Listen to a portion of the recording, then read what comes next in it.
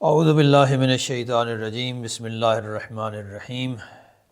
باب ہادی عشر کا تیسرا درس۔ اس درس کا عنوان بھی خطبہ ہی ہے، یعنی شارح نے جو مقدمہ یا خطبہ بیان کیا تھا اسی کے اوپر ابھی ہماری بات چل رہی ہے۔ آج کے درس میں جن پوائنٹ پہ ڈسکس کریں گے وہ درج ذیل ہیں۔ سب سے پہلی بات یہ ہے کہ اللہ نے اس کائنات کو بیکار پیدا نہیں کیا، کسی مقصد کے لیے اس کائنات کو بنایا ہے۔ دوسری بات یہ ہے کہ جو اللہ نے مقصد خود بتایا ہے کائنات کے پیدا کرنے کا، وہ مقصد ہے عبادت۔ ما خلقت الجن والانس الا لیعبدون، اس آیت کی طرف شارح نے اشارہ کیا ہے۔ البتہ اس پہ تبصرہ کرتا چلوں کہ یہ جو مقصد ہے عبادت والا، یہ مقصد اخری یا مقصد قصویٰ نہیں ہے، آخری مقصد نہیں ہے، یہ مقصد وسطیٰ کہلاتا ہے، کیونکہ خود عبادت بھی ایک اور مقصد کے لیے مقدمہ بن جاتی ہے، اور وہ مقصد ہے یقین یا معرفت کا حصول۔ کیونکہ خود قرآن مجید میں ایک اور مقام پر ارشاد ہوا ہے کہ وَاعْبُدْ رَبَّكَ حَتَّى يَأْتِيَكَ الْيَقِينُ، کہ تو اپنے پروردگار کی عبادت کر یہاں تک کہ تجھے یقین حاصل ہو جائے۔ تو دوسری بات ہو گئی کہ مقصد تخلیق کائنات کیا ہے؟ عبادت، جو کہ مقصد وسطیٰ ہے۔ اس کے بعد تیسرا پوائنٹ جو ہے وہ بیان کریں گے، چوتھا پوائنٹ۔ پہلا پوائنٹ یہ تھا کہ اللہ نے کائنات کو بیکار پیدا نہیں کیا۔ دوسرا پوائنٹ یہ تھا کہ اللہ نے جس مقصد کے لیے پیدا کیا وہ مقصد عبادت ہے۔ تیسرا پوائنٹ یہ تھا کہ عبادت کا جو مقصد ہے وہ مقصد وسطیٰ ہے، اور مقصد اخری یا مقصد قصویٰ، آخری ترین، اعلی ترین مقصد جو ہے وہ یقین ہے۔ چوتھا پوائنٹ یہ ہے کہ جب اللہ نے عبادت کی طرف لوگوں کو بلایا ہے اور عبادت کو مقصد قرار دیا ہے، تو اللہ کی اس دعوت پر اجابت کرنا، یعنی اس کی بات پر عمل کرنا اور لبیک کہنا ہر عاقل کے لیے، یعنی عقل مند کے لیے ضروری اور واجب ہے۔ پانچواں پوائنٹ ہمارا یہ ہے اسی خطبے کے اندر یا آج کے درس کے اندر، کہ عبادت بغیر معرفت کے یا مشکل ہے یا ناممکن ہے، اس لیے ضروری ہے کہ ہر شخص معرفت حاصل کرے۔ چھٹا پوائنٹ یہ ہے کہ جو معرفت حاصل کر لیتا ہے پھر اس کے لیے یہ ضروری ہو جاتا ہے کہ وہ دوسروں کو بھی اس مقصد کی طرف متوجہ کرے۔ جو بندہ معرفت حاصل کر لیتا ہے، جو عارف ہے، اس پر بھی واجب ہے کہ وہ غافل کو اور غیر متوجہ شخص کو متوجہ کرے، اس کی تنبیہ کرے۔ ساتواں پوائنٹ یہ ہے کہ غافلین کی تنبیہ، یعنی وہ لوگ جو متوجہ نہیں ہیں ان کو متوجہ کرنا، غافلین کو تنبیہ کرنا، اس کے لیے کچھ مقدمات کی ضرورت ہے۔ اور ہمارا آٹھواں پوائنٹ یہ ہے کہ ان مقدمات میں سے ایک مقدمہ یہی کتاب ہے کہ جس کا نام ہے النافع یوم الحشر، کہ جس کو باب ہادی عشر کے عنوان سے یا شرح باب ہادی عشر کے عنوان سے زیادہ تر پکارا جاتا ہے۔ یہ پوائنٹس ہیں آج کے خطبے کے اس حصے میں، اور اس کے بعد مصنف خود کتاب کا تعارف کروائیں گے اور کتاب کے اصلی مصنف کا تعارف کروائیں گے، اور اس کتاب کے حوالے سے جو ان کا اپنا مقصد تھا شرح کرنے کا، تشریح کرنے کا، وہ بھی بتائیں گے۔ لیکن وہ چونکہ ہم پہلے درس میں تفصیل سے بتا چکے ہیں، اس لیے اس کو صرف عبارت پڑھتے ہوئے اس کی تشریح کریں گے، اس کو پہلے سے ہم دوبارہ تکرار نہیں کرتے۔ تو عبارت کی طرف آتے ہیں۔ کہتے ہیں جی اما بعد فإن اللہ تعالی لم یخلق العالم عبثا۔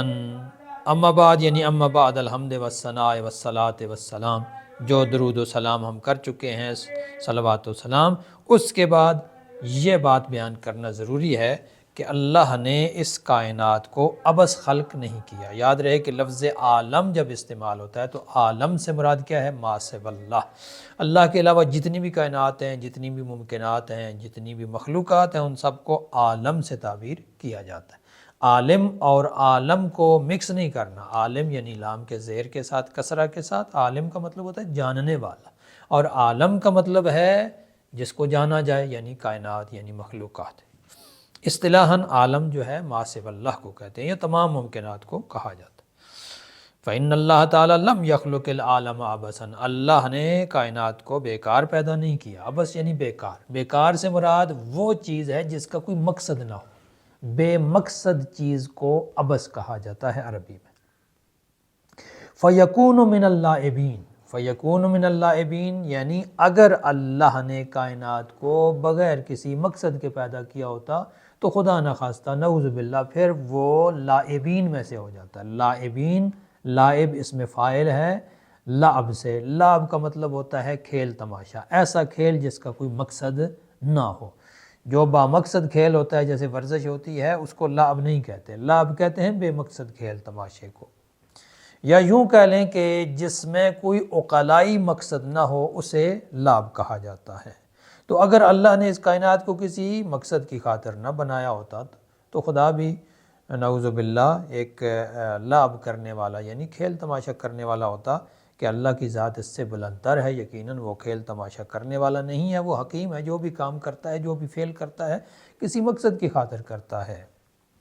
بل لغایت و حکمت متحققۃ للناظرین، بلکہ اس نے اس کائنات کو کسی غایت یعنی مقصد کے لیے پیدا کیا ہے، حکمت کے لیے پیدا کیا ہے، بنایا ہے، متحققۃ للناظرین، وہ غایت کی جو تأمل کرنے والوں کے لیے واضح اور روشن ہو سکتی ہے یا ثابت ہو سکتی ہے۔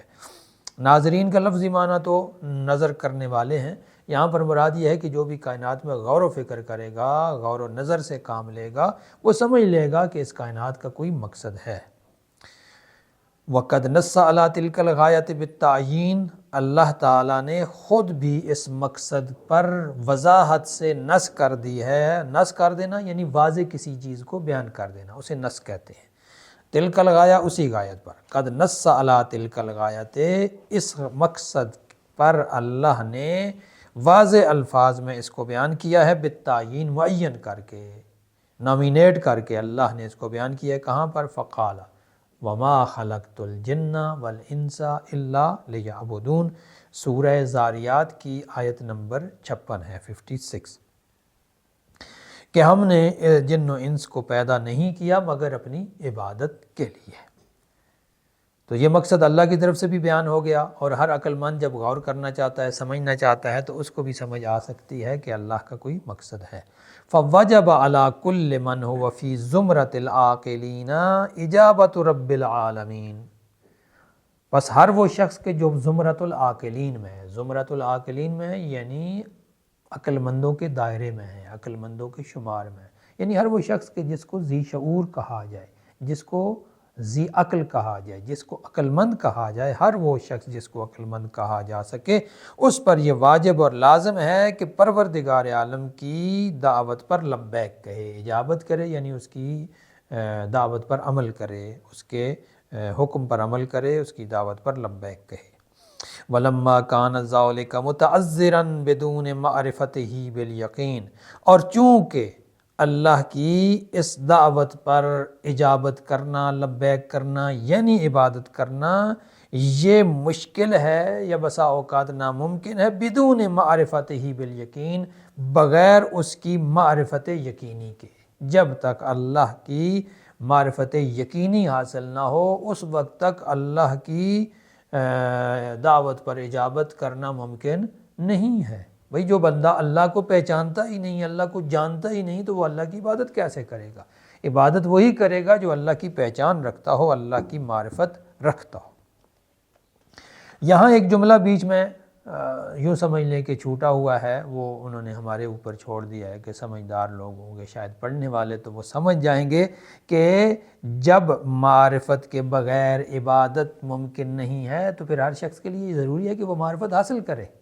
معرفت حاصل جب کر لے تو اس کے بعد اگلا مرحلہ جو ہے وہ بیان کیا انہوں نے کہ واجب علی کل عارف مکلف تنبیہ الغافلین، جس کے پاس معرفت آ گئی ہے اب اس پر بھی واجب ہے کہ دوسروں کو متوجہ کرے۔ واجب ہے، ضروری ہے، علی کل عارف، ہر شخص پر جو معرفت رکھنے والا ہے، مکلف اور مکلف بھی ہے۔ ظاہر ہے یہ مکلف کی قید لگا کر انہوں نے فرشتگان کو خارج کیا ہے۔ ملائکہ، فرشتے، وہ بھی معرفت تو رکھتے ہیں پروردگار کی، لیکن چونکہ وہ اس دائرے سے خارج ہیں، لہٰذا مکلف کی قید لگا کر ان کو گویا انہوں نے خارج کر دیا ہے کہ ان کا یہاں پہ کوئی تذکرہ نہیں ہے۔ یہ انسانوں کی بات ہو رہی ہے، وہ صاحب معرفت انسان جو اس چیز کی معرفت حاصل کر لے اس پر واجب ہے کہ وہ دوسروں کو متوجہ کرے۔ تنبیہ الغافلین، غافل یعنی وہ شخص کہ جو متوجہ نہیں ہے، جو جانتا نہیں ہے، جو اللہ کی معرفت نہیں رکھتا، اس کو متوجہ کرنا اور اللہ کی معرفت دلانا یہ ضروری ہے۔ کس پر؟ ہر اس شخص پر جو کہ خود صاحب معرفت ہے، جو خود عارف ہے۔ وَإِرْشَادُ الضَّالِّينَ، اور رہنمائی، ارشاد ہوتا ہے رہنمائی کرنا، ارشاد یعنی رہنمائی کرنا، الضالین یعنی گمراہ، جو راستے سے ہٹے ہوئے ہیں، جو بھٹکے ہوئے ہیں، بھٹکے ہوئے لوگوں کی رہنمائی کرنا ضروری ہے۔ کس پر؟ عارف پر۔ اور یہ رہنمائی کیسے ہوگی؟ بتقریر مقدمات ذوات افہام و تبیین، ایسے مقدمات کے بیان کے ذریعے سے جن کے ذریعے سے بات سمجھی جا سکے، سمجھائی جا سکے، و تبیین، اور جن کے ذریعے سے بیان ہو سکے، کھول کر بات کو بیان کیا جا سکے۔ وہ چیزیں یا وہ مقدمات جو اس مقصد کو یعنی معرفت کے حصول کو واضح طور پر کھول کر بیان کر سکیں، ان مقدمات کو بیان کر کے گمراہوں کی رہنمائی اور غافلین کی تنبیہ اور متوجہ کرنا ہر عارف کے لیے ضروری ہے۔ فمن تلک المقدمات المقدمۃ الموسومۃ بالباب الحادی عشر، انہی مقدمات میں سے، یعنی وہ مقدمات جو ضروری ہیں معرفت کے حصول کے لیے، ان میں سے ایک مقدمہ وہ ہے کہ جس کو الباب ہادی عشر کہا جاتا ہے، جس کا نام الموسومہ یعنی جس کا نام رکھا گیا ہے الباب ہادی عشر، 11واں باب۔ اس کا نام 11واں باب کیوں ہے یہ ہم پہلے درس میں بیان کر چکے ہیں۔ من تصانیف شیخنا و امامنا، یہ تصنیف ہے، لکھی گئی ہے یہ کتاب، کس نے لکھی ہے؟ شیخنا و امامنا، ہمارے شیخ یعنی شیخ مانا استاد، امام یعنی سردار۔ یہاں لفظ امام سے مراد امام معصوم مراد نہیں ہے، امام یعنی جو سربراہ ہے، جو بہت بڑا لیڈر تھا۔ الامام العالم الاعلم الافضل الاکمل سلطان ارباب التحقیق استاذ اول التنقیح والتدقیق مقرر المباحث العقلیۃ مہذب الدلائل الشرعیۃ آیت اللہ فی العالمین وارث علوم الانبیاء والمرسلین جمال الملت والدین ابی منصور الحسن ابن یوسف ابن علی المطہر الحلی۔ یہ سارے القاب علامہ حلی کے لیے بیان کیے ہیں فاضل مقداد نے، جو کہ شارح ہیں، کہ الامام یعنی بہت بڑا لیڈر تھا، رہنما تھا، العالم عالم بھی تھا، اعلم صرف عام عالم نہیں، عالم عام لوگوں سے زیادہ علم رکھنے والا، الافضل افضل بھی تھے، الاکمل کامل ترین تھے، سلطان ارباب تحقیق تحقیق کرنے والوں کا سردار اور سلطان تھا، استاذ اول التنقیح تنقیح کرنے والوں کا بھی استاد تھا۔ تنقیح کیا ہوتی ہے؟ تنقیح کا مطلب ہوتا ہے انکوائری کرنا، جانچ پڑتال کرنا، کسی چیز کی کلیننگ کرنا، پالشنگ کرنا، اس کو تنقیح کہا جاتا ہے۔ اول التنقیح یعنی جانچ پڑتال کرنے والے، پرکھ کرنے والے، ریسرچ کرنے والے، تحقیق کرنے والے لوگوں کا بھی استاد ہے۔ والتدقیق، تدقیق ہوتا ہے کسی چیز کو دقت سے بیان کرنا یا کسی چیز میں بہت گہرائی سے کام لینا، یا سادہ لفظوں میں یوں کہیں کہ باریک بینی سے چھان بین کرنا، اسے کہتے ہیں تدقیق۔ عربی میں دقیق آٹے کو بھی کہتے ہیں نا، کسی چیز کا آٹا اسے دقیق کہا جاتا ہے کیونکہ وہ باریک پسا ہوا ہوتا ہے۔ مقرر المباحث العقلیہ، مباحث عقلیہ کو بیان کرنے والا، مقرر ہماری زبان میں صرف خطیب کو کہا جاتا ہے، لیکن مقرر بیان کرنے، چاہے وہ لکھ کے بیان کرے چاہے وہ زبان کے ذریعے سے بیان کرے۔ مہذب الدلائل الشرعیہ، شرعی دلائل کو صفائی اور آراستگی سے بیان کرنے والا۔ تہذیب ہوتا ہے صفائی اور آراستگی سے کسی چیز کو بیان کرنا، یا کسی چیز کی ترتیب و تدوین کرنا صفائی سے اور آراستگی سے۔ مہذب یعنی آراستہ کرنے والا، شرعی دلائل کو آراستہ کرنے والا۔ آیت اللہ فی العالمین، دنیا میں جہانوں میں عالمین کا لفظ استعمال کیا، یعنی عالم کی بھی جو جمع ہے، ساری جتنی بھی عالم ہیں ان سب میں یہ اللہ کی نشانی تھے۔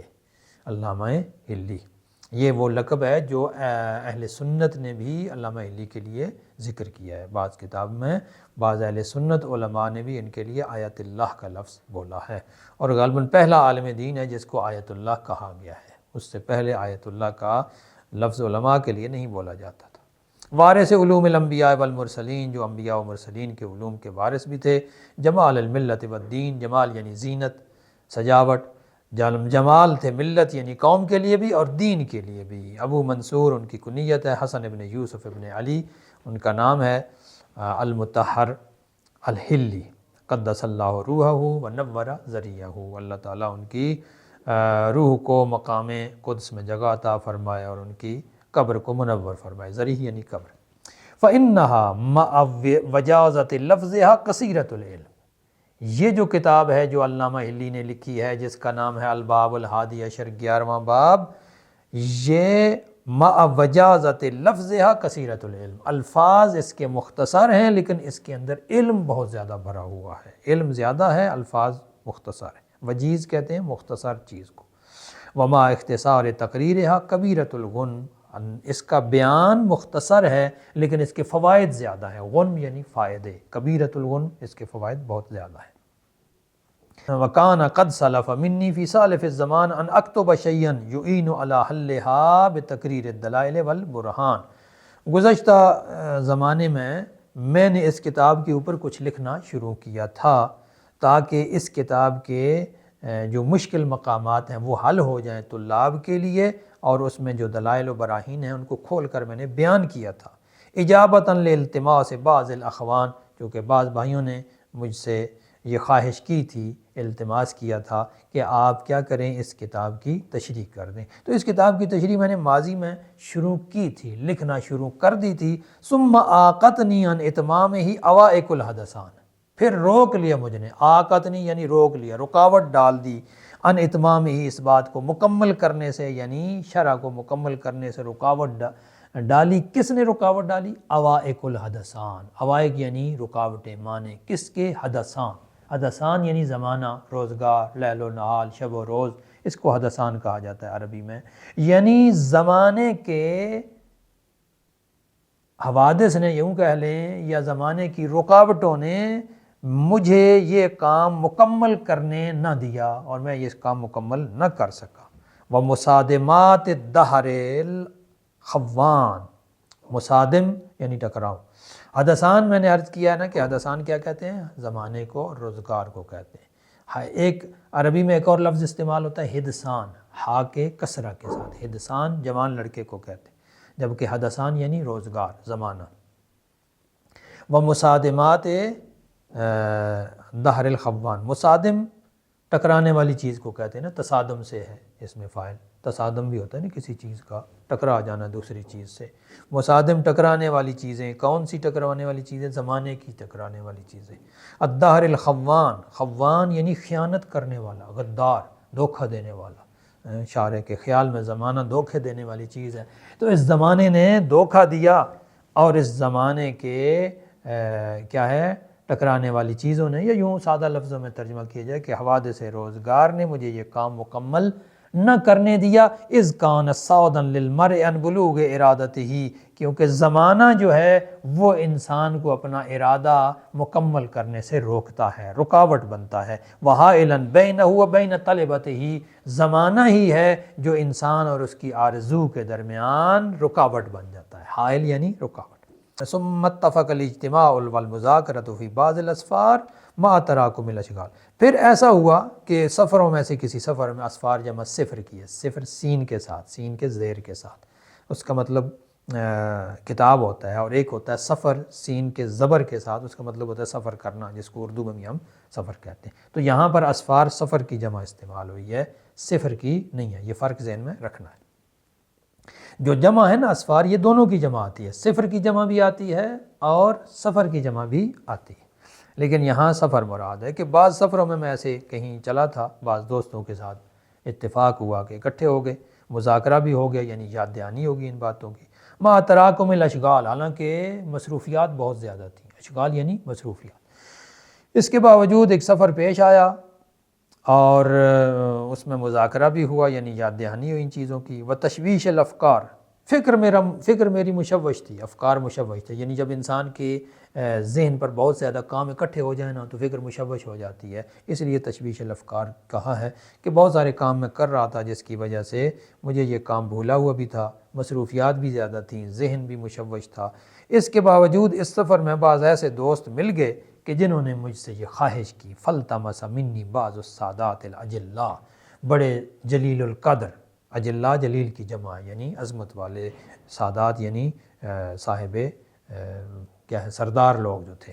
یہ سادات لفظی معنی میں نہیں ہے، جو اردو والا سادات ہے وہ اور ہے، اردو میں سادات مخصوص ہے آل رسول کے لیے، عربی میں سادات جو بھی بڑے لوگ ہوتے ہیں یا سردار ٹائپ ہوتے ہیں اس کے لیے بولا جاتا ہے۔